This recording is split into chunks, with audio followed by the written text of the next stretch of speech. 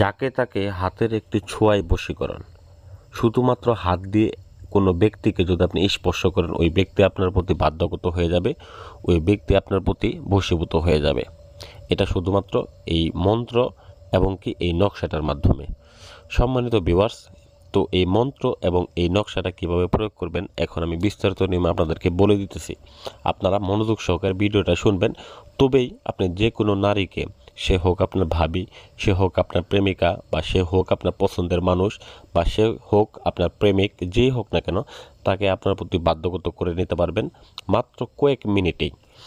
তো প্রথমত আমি বলে নেই, এই যে কাজটা সম্পর্কে আমি বলতেছি, এই কাজটার উপর আপনার পূর্ণাঙ্গরূপে একটা ঈমান আনতে হবে, একটা বিশ্বাস রাখতে হবে যে না, এই বিদ্যাটার মাধ্যমে আমার কাজটা হবে, তবেই আপনি এই কাজটাকে করতে পারেন। আর যদি এই বিদ্যাটার উপর আপনার কোনো আস্থা ভরসা যদি আপনি না রাখতে পারেন, তবে আপনি এই বিদ্যাটা দেখবেনও না, কাজও করবেন না। কথা বুঝতে পারছেন?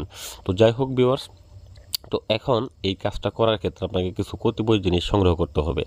তো সেটার পূর্বে আমি বলি, এটা দিয়ে আপনি যে কোনো কাজ করতে পারবেন, তবে সেটার ক্ষেত্রে আমি মনে করি অবৈধভাবে কোনো অন্য কারোর স্ত্রীকে আপনি ক্ষতি করার জন্য করবেন না। কারণ দেখা গেছে একটা সংসার ভাঙা সমান একটা মসজিদ বাগান সমান। তো এখন এই বিষয়টা হচ্ছে যে আপনি অন্য কারো সংসার ভাঙতে যাবেন না, বা অন্য কারো ক্ষতি করতে যাবেন না এই কাজটা দিয়ে।